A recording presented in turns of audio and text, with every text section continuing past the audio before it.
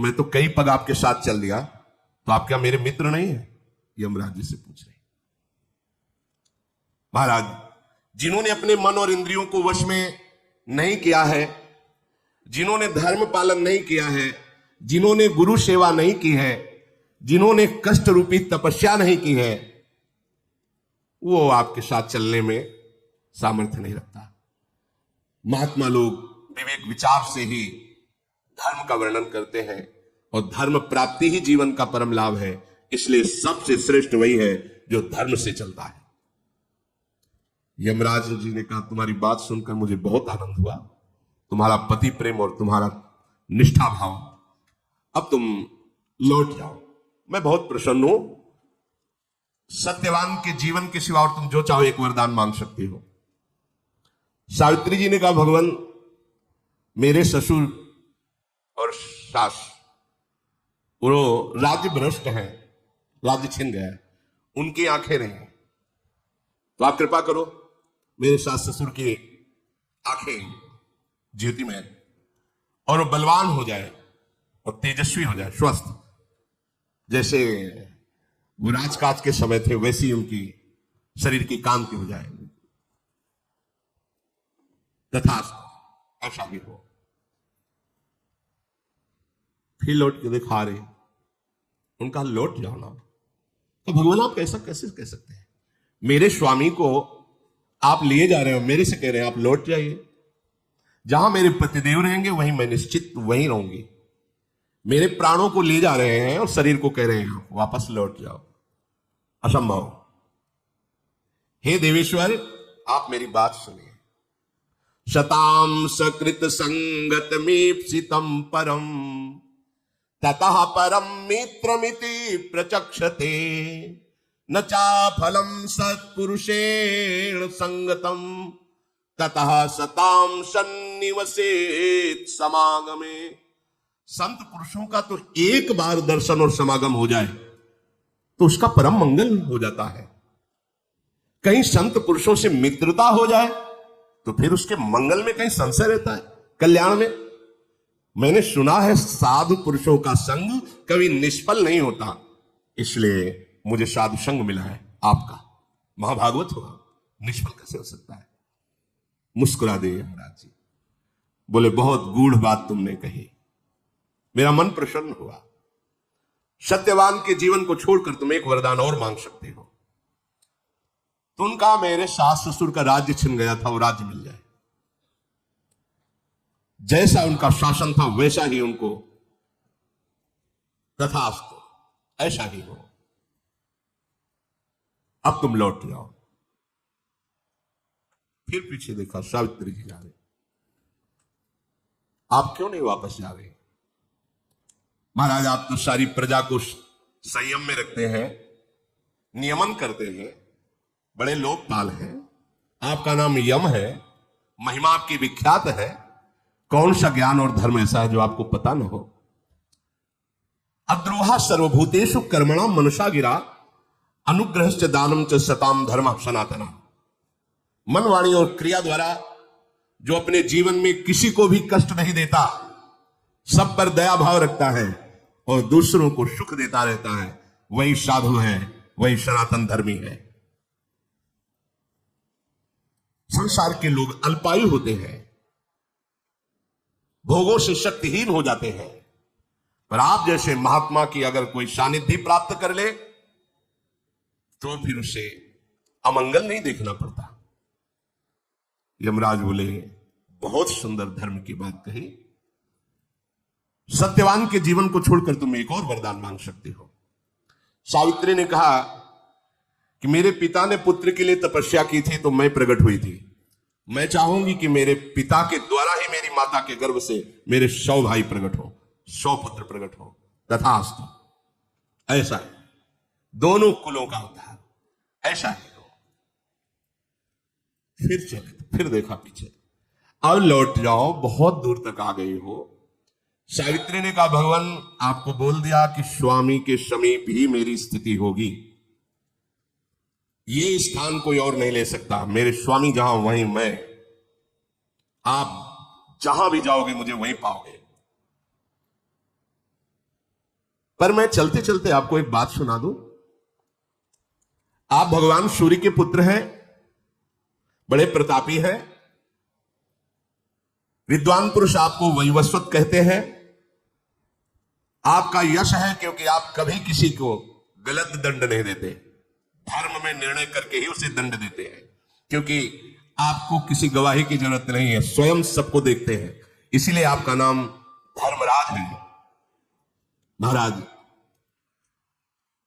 आप पर जितना हमें विश्वास है उतना ही सबको संतों पर विश्वास होता है। इसलिए संतों पर विशेष प्रेम करना चाहिए।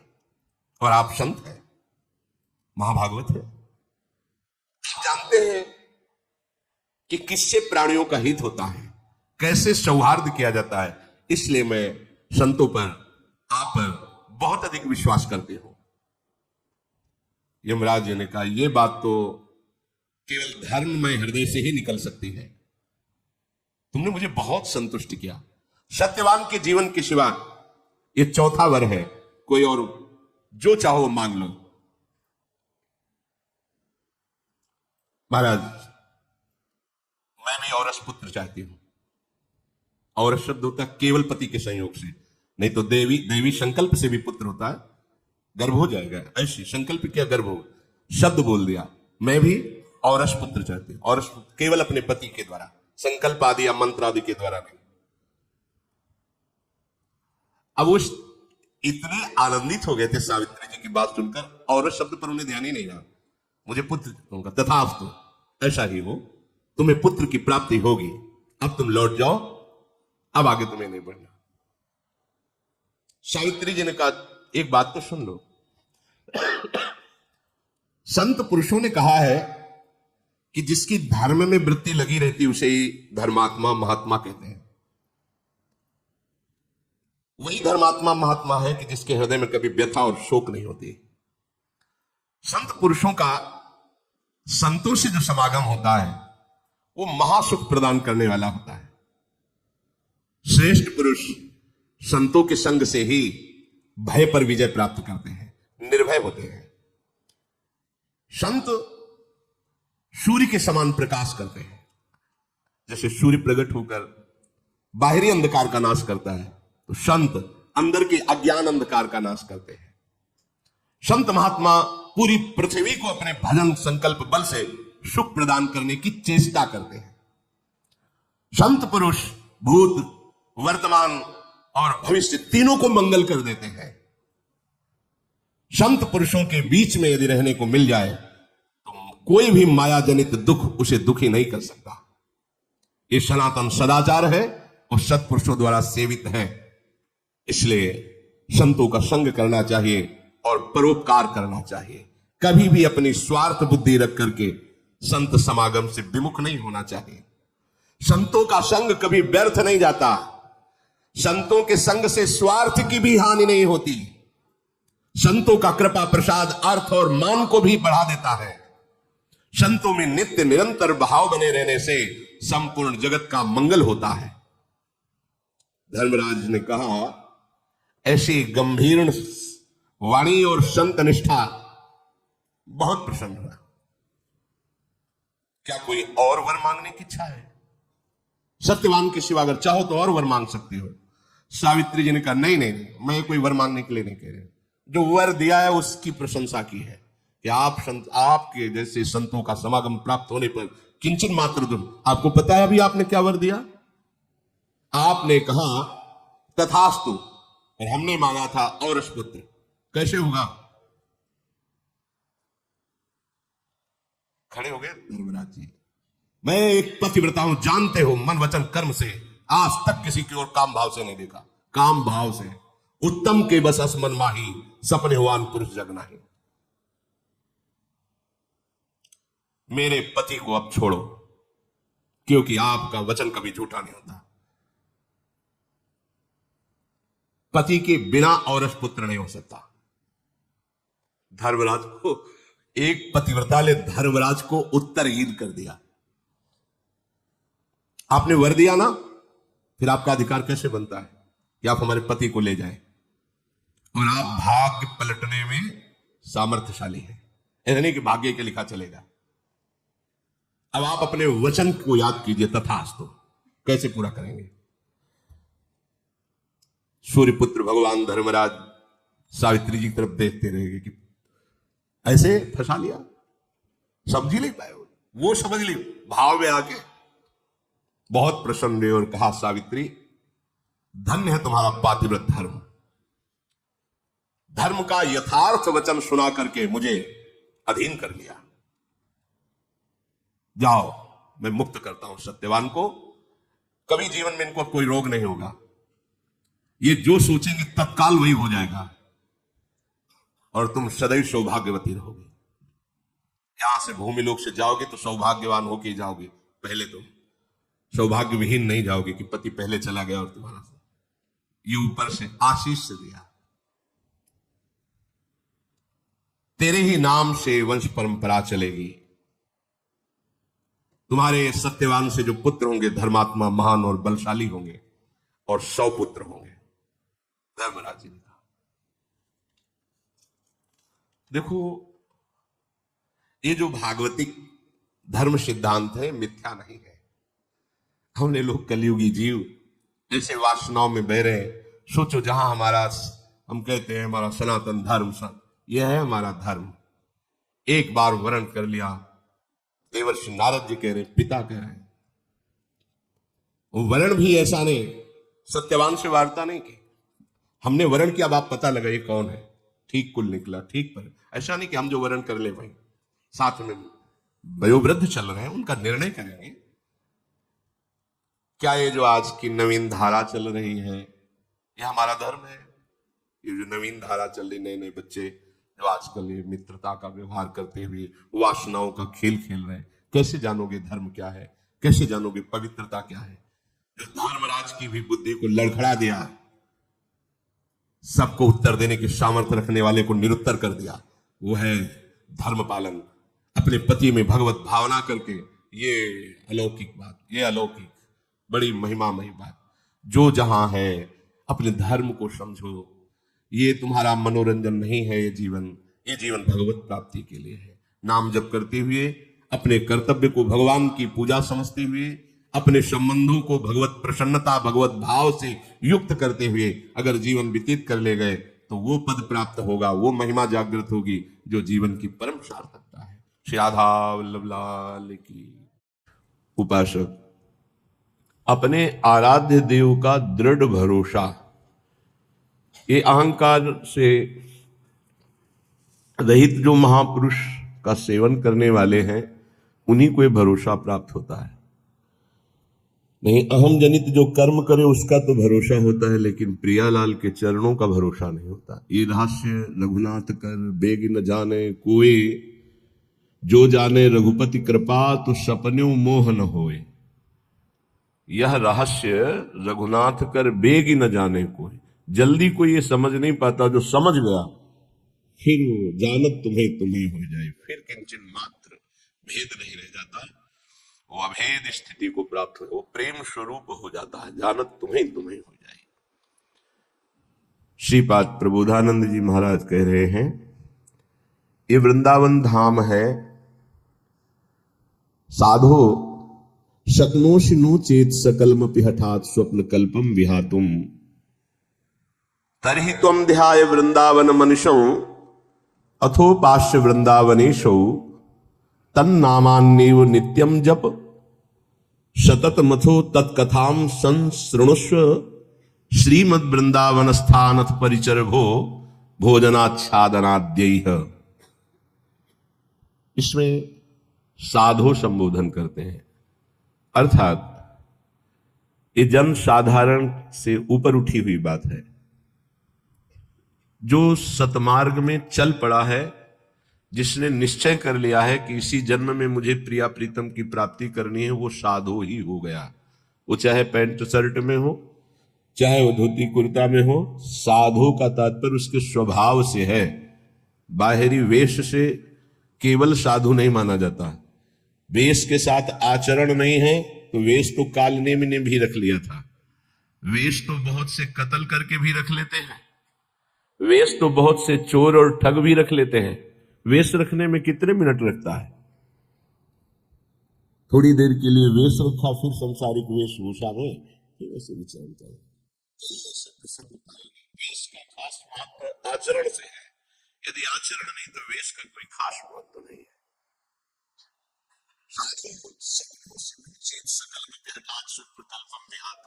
अय साधो, अय उपासक, तू इतना बात समझ ले कि जितना तू इस संसार का वैभव सुख देख रहा है, एक स्वप्न है, स्वाप्निक है, काल्पनिक है, सत्य नहीं है। हे साधो, सकनोसि नो चेत सकलमपि हठात स्वप्न कल्पम विहातुम। यदि तुम मेरी बात मान सको और ऐसा कर सको, क्या ये जितनी भी भोग सामग्री, जितने भी भोग प्रक्रियाएं, जितना भी वैभव, ये एक स्वाप्निक है। श्रीपाद जो कह रहे हैं वो भगवान शंकर पहले ही बोले, उमा कहूं मैं अनुभव अपना, सत हरि भजन जगत सब सपना। बड़े बड़े महापुरुषों ने कहा, ब्रह्म स्तंभ पर्यंतम सर्वम मायामयम जगत सत्यम सत्यम पुनः सत्यम हरेर नाम केवलम। भगवान नाम केवल सत्य और साथ झूठा है। ये जो आज दिखाई दे रहा है कल नहीं रहेगा, जो कल नहीं था वहां आज कुछ और दिखाई दे रहा है। बड़ा विचित्र माया का खेल है, ये काल्पनिक है, स्वाप्निक है। तरही तुम ध्याय, तुम ध्यान करो, किसका? बोले वृंदावन मनुष्यम अथो उपास्य, जो वृंदावन में रात दिन जिनकी उपासना होती है, श्यामा श्याम, इनका तुम ध्यान करो। इस संसार का चिंतन मत करो, ये काल्पनिक है, ये स्वाप्निक है, ये नष्ट होने वाला है। बोले बहुत कठिन है प्रिया प्रीतम का चिंतन करना, श्यामा श्याम का चिंतन करना। तो बोले वृंदावनेशव, वृंदावन आ जाओ, यहां आध्यात्मिक पावर तुम्हारे हृदय में जागृत होगा। बहुत बड़ी सामर्थ्य है धाम की, तुम्हें सत्संग मिलेगा। जब भगवान विशेष कृपालु होते हैं तब सत्संग में भेजते हैं। कोई कोई कृपा की अवहेलना करके सत्संग से लाभ नहीं ले पाते हैं। कोई बिरले होते हैं जो सत्संग रूपी अमृत का पान करते हैं। क्या सत्संग रूपी अमृत से मिलता है? बोले तन नाम अन्य व नित्यम जप, अन्य नहीं, तन नाम। तन नाम श्यामा श्याम का, जहां कहा तरही तुम ध्याये, श्यामा श्याम का ध्यान करो। कौन? वृंदावन मनुष्यम अथो उपास्य, वृंदावन में रात दिन जो उपास्य देव है, जिनकी उपासना होती, तरही तुम ध्याये, उनका ध्यान करो, श्यामा श्याम का। बोले बड़ा कठिन है, कैसे ध्यान करूं? तो बोले वृंदावनेशव, आओ वृंदावन, और वृंदावन में रसिकों का संग करो तो तन नामान्यव, तुम्हारे हृदय में अन्य भाव हट करके नाम में प्रीति होने लगेगी। तन नाम, राधा राधा राधा वल्लभ श्री हरिवंश, राधा वल्लभ श्री हरिवंश, नित्यम जप, नित्य जप, तो तुझे दिखाई देने लगेगा कि संसार स्वाप्निक है। सतत मथो तत्कथाम संसृणुस्व, तू निरंतर सत्संग सुन, भगवत चर्चा सुन, इसका बहुत बड़ा प्रभाव पड़ता है। बड़े बड़े चोर भगवत प्राप्त हो गए, हिंसक भगवत प्राप्त हो गए सत्संग से। सतत मथो तत्कथाम संसृणुस्व, देखो भगवान की विशुद्ध कृपा का फल आप अपने ऊपर। आप यहां 2 बजे से 2:30 बजे से 3 बजे से ऐसे तैयार होकर पंक्ति में खड़े रहते हैं। जो सत्संग सुनने के रसिक जन हैं, 4:15 बजे से सत्संग प्रारंभ हो जाता है। आप लोग यहां आकर के केवल वार्ता ही तो सुनते हैं ना, लौकिक वस्तु तो कोई नहीं मिलती कि बाद में प्रसाद मिलेगा। यह है भगवान की विशुद्ध कृपा कि आप अपनी नींद का त्याग करके, आराम का त्याग करके, शरीर सुख का त्याग करके भगवत सुख के लोलुप होकर सत्संग में बैठे। ये केवल भगवत कृपा है, केवल भगवत कृपा। बिनु सत्संग विवेक न हुई, और राम कृपा बिनु सुलभ न सोई। भगवान की कृपा से ये सुलभ।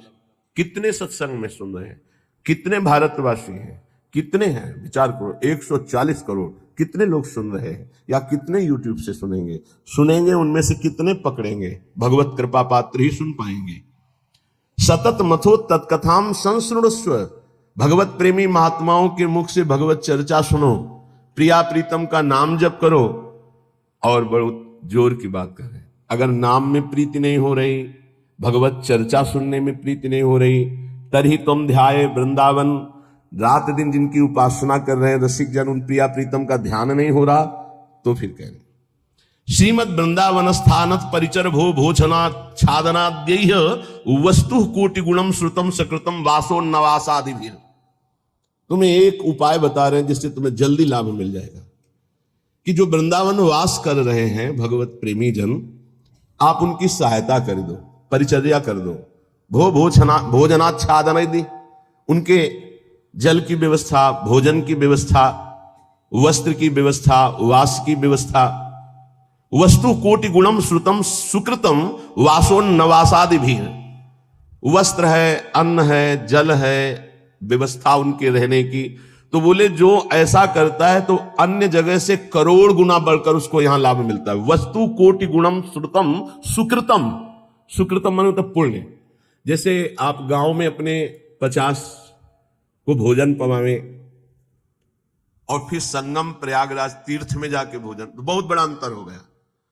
फिर काशीपुरी में, द्वारिकापुरी में, अयोध्यापुरी में, मथुरापुरी में, कांचीपुरी में, अवंतिकापुरी में, इनमें पवाएं तो उससे भी बहुत बड़ा अंतर पड़ा, बड़ा लाभ मिलेगा।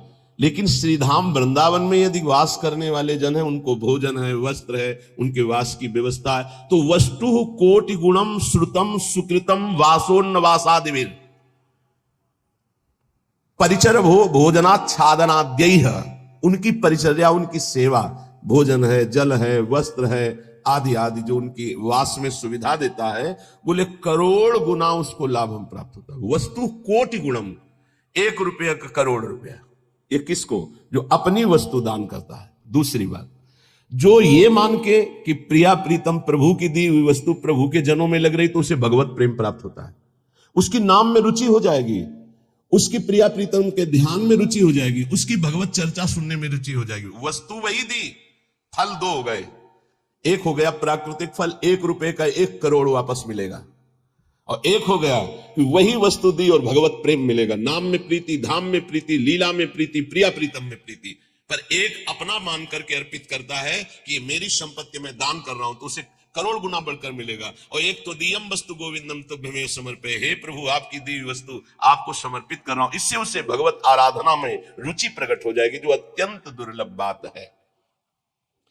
यदि वो वृंदावन वास नहीं करता और वो वृंदावन वास की व्यवस्था करता है, वृंदावन वासियों की जो विरक्त भाव से वास कर रहे हैं, जिनके जीवन का उद्देश्य प्रिया प्रीतम है, उनके वास की व्यवस्था में कुछ सहयोग करता है, तो बोले तीर्थे वासी तुम स्वयं ही तरति दो सा यत तारयेत, उसको डबल लाभ मिलता है। क्या? वो स्वयं तरता अपने परिवार को भी तार देता है। वृंदावन वास नहीं हो पा रहा तो भी उसे वास करने वाले से बढ़कर लाभ मिल रहा है, क्योंकि वास करने वालों की व्यवस्था कर रहा है वो। पर देखो 2 प्रकार का लाभ होता है, एक होता है लौकिक लाभ, एक होता है पारलौकिक लाभ। यदि आपने पारलौकिक लाभ का संकल्प करके संतों की सेवा शुरू की है तो खेल कुछ और होगा, जिसे तुम पहले समझ लो। और अगर लौकिक लाभ के लिए शुरू किया है तो खेल कुछ और होगा, उसको पहले समझ लो। एक पूज्यपाद उड़िया बाबा जी के निज जन हमें 25 वर्ष पहले मिले थे, महाराष्ट्र के थे वो, बाबा से संबंध रखते थे। परिक्रमा में मिले, बड़ा आनंद मिला क्योंकि अपने प्राण प्रिय बाबा के जन थे। तो उन्होंने घटना सुनाई चलते चलते, पानी घाट से लेकर चामुंडा मोड़ तक चर्चा ये चली थी। तो उनका बड़ा दिव्य धाम है, यहाँ के वासियों की सेवा का बड़ा दिव्य फल है। वो प्रसंग वशात याद आ रही, सत्संग में 1-2 बार सुनाया, पकड़ पाओगे तो याद आ जाएगा। तो एक बड़े धनी मानी दिल्ली के जन थे, घटना थी, फैक्ट्रियां थी, खूब धन, अकेला लड़का सब। उनको कहीं संतों के संग से एक बात लाभ की सुनने को मिली कि वृंदावन के विरक्त रसिकों का अगर सेवन किया जाए, सेवा की जाए, परिचर्या की जाए तो बहुत जल्दी लाभ मिलता है। तो उन्होंने प्रार्थना की वृंदावन में आकर कि कैसे सेवा की जाती, मुझे तो पता ही नहीं। तो उनका संतों को निमंत्रण दो और सुंदर भोग पवाओ, और उनको वस्त्र है, भेंट है, जो उनका आप कर सके, फल फूल। अच्छा ऐसा। तो उन्होंने पूछा कि आप चाहते क्या हो? तो उनका भगवान की प्राप्ति। बोले होश में बात करना, आप जो बात कर रहे हो बहुत बड़ी बात है, पीछे मत हटना। तो उनका प्राणों की बाजी लगाकर, भाई इस बात की पूर्ति के लिए हम तैयार हैं कि मुझे भगवान चाहिए। का तय करो साधु सेवा और तुम्हें भगवान मिलेंगे पक्का। अब वो वृंदावन के प्रेमी जनों की सेवा करते, 100-500 संतों को निमंत्रण देते, सब पवाते। धीरे धीरे इतना संतों से प्रेम हो गया कि प्रार्थना की कि दिल्ली में हमारे घर को पावन करो।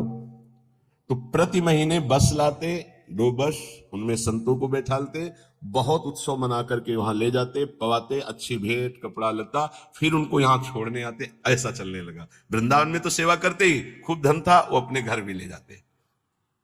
एक दिन ये रमण रेती में बस खड़ी थी, ये घटना कोई कथा नहीं, यही रमण रेती में बस खड़ी थी। एक विरक्त संत जो कभी वृंदावन से बाहर ही नहीं जाते थे, कभी निमंत्रण में किसी के नहीं जाते थे, भिक्षावृत्ति से जीते, वो जाके बैठ गए। तो जब सब संतों ने देखा, कहा बाबा तुम्हें पता है ये दिल्ली जाएगी बस और वहां निमंत्रण है, कुछ नहीं बोले, बैठे थे।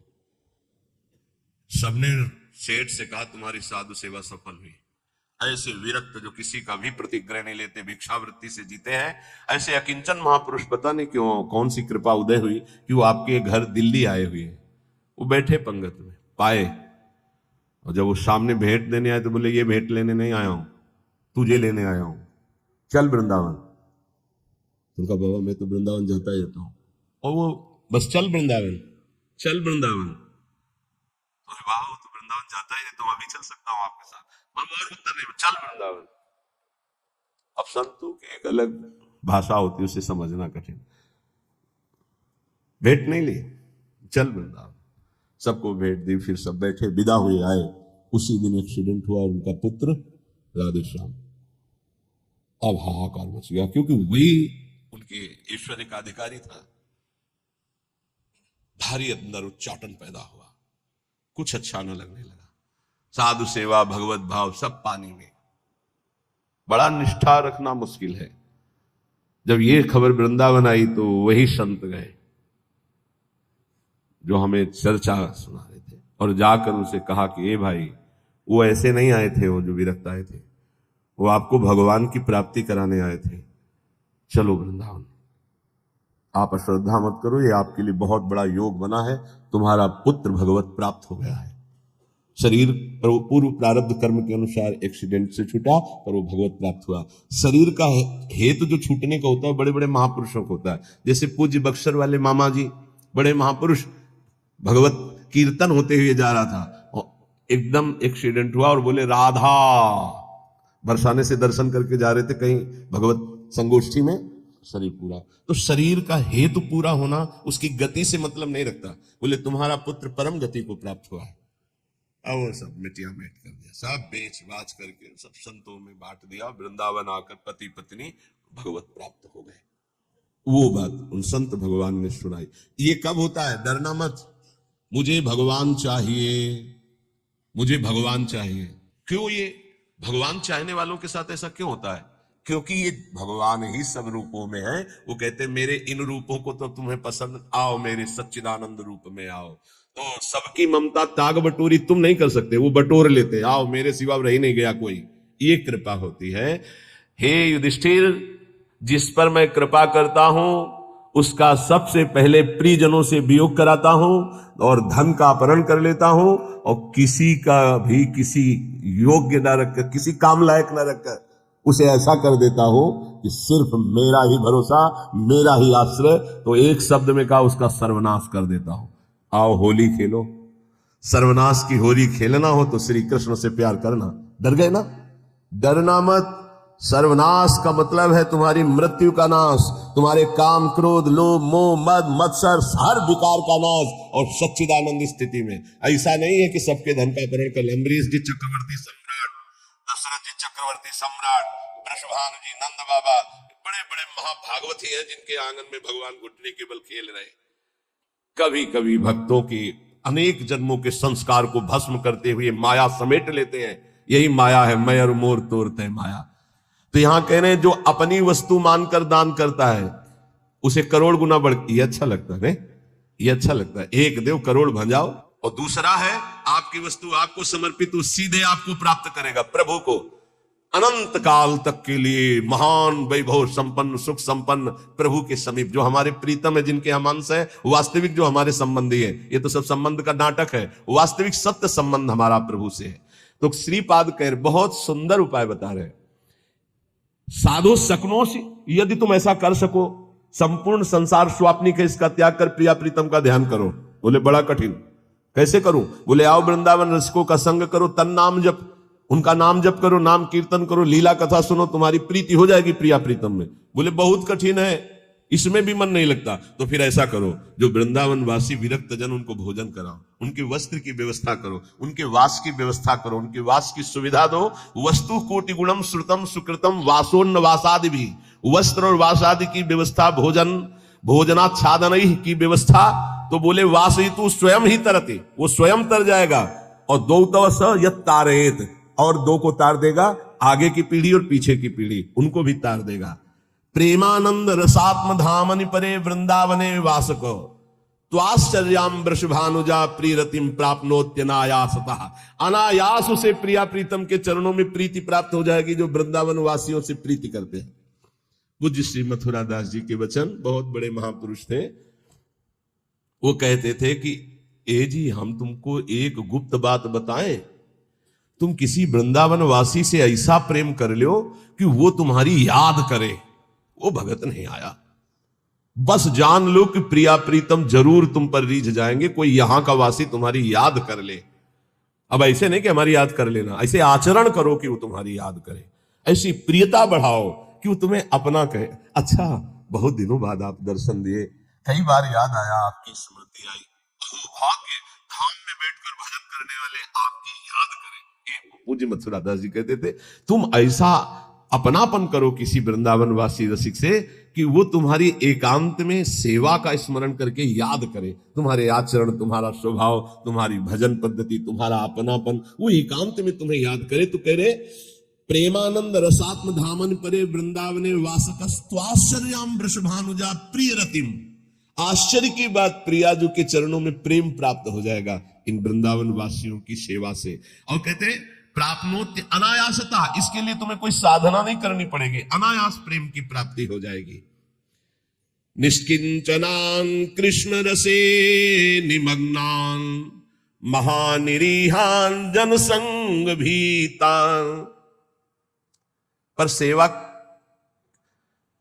जो निष्किंचन है, अकिंचन महापुरुष, जो प्रियालाल के अनुराग में रंगे हुए हैं, उन्हीं को निष्किंचन कहा गया है। प्रियालाल के सिवा जिनका कोई नहीं है। ऐसे कृष्ण रसे निमग्नान, जो प्रिया प्रीतम के प्रेम रस में निमग्न है, ऐसे की सेवा से प्रिया प्रीतम का प्रेम रस प्राप्त होता है। ध्यान रखो, छल कपट का भी बहुत राज्य है। यही पास में ही राजा था कंस, कहीं दूर नहीं था। तो अगर कृष्ण की नगरी है तो पास में कंस की भी नगरी है, उसका भी प्रभाव होता है। जैसे आपने 100 रुपया दिया और उस 100 रुपये का किसी ने मदिरा पान किया, जिसको दिया, अब वो आपकी सुकृत नष्ट हो जाएंगे। बहुत धन देने के लिए पात्रता की अत्यंत आवश्यकता है, बिना पात्र के धन मत दीजिएगा। भोजन के लिए पात्र और वस्त्र के लिए, इसके लिए नहीं सोचना। जैसे कोई ठंडी में कांप रहा है तो पात्रता नहीं देख रही, भोजन भूखा है उस पवा दो, पात्रता नहीं देख रही। हमारे सामने भोजन पाओ, बैठ के हम तुम्हें जितना पाओगे पवा देंगे। सर्दी है, ये लो कपड़े हो, ठीक है। लेकिन जब रुपया देने की बात आवे तो बहुत होश में देना चाहिए कि उस रुपये का क्या करेगा। निष्किंचना नाम कृष्ण रसे निमग्नान, बहुत छल है। कोई बिरला, सैकड़ों में कोई बिरला एक ऐसा जो भगवान के मार्ग में विशुद्ध चलना चाहता, नहीं तो ये माया ऐसी बुद्धि भ्रष्ट कर देती कि वेश का दुरुपयोग और नौटंकी। अगर हम ऐसे को अर्थ देते हैं, ऐसी की व्यवस्था करते हैं, तो हम भी पाप के भागी होते हैं। इसलिए पात्र देख करके, ऐसा नहीं कि मनमानी, पात्र देख करके। भगवान के निज जनों के द्वारा कभी अभद्र व्यवहार नहीं हो सकता, ये बिल्कुल दिमाग में लिख लो। ऊसर बरसई तृण नहीं जामा, संत हृदय जिम उपज न कामा। जैसे ऊसर में तृण नहीं जमता, ऐसे संत के हृदय में अभद्र भाव नहीं आ सकता। भूल न देह कुमारग पाऊं, ये जो जीने के लिए इस वेश को स्वीकार कर लेते हैं, उन बहुत हानि हो जाती है। क्योंकि उनका उद्देश्य केवल रसेंद्री जनेंद्री इंद्रियों का भोग होता है, और बहुत बुरी तरह उपहास करते हैं इस वेश का। इसलिए यहां जहां सेवा की बात आई है वहां एक शब्द और आ गया है।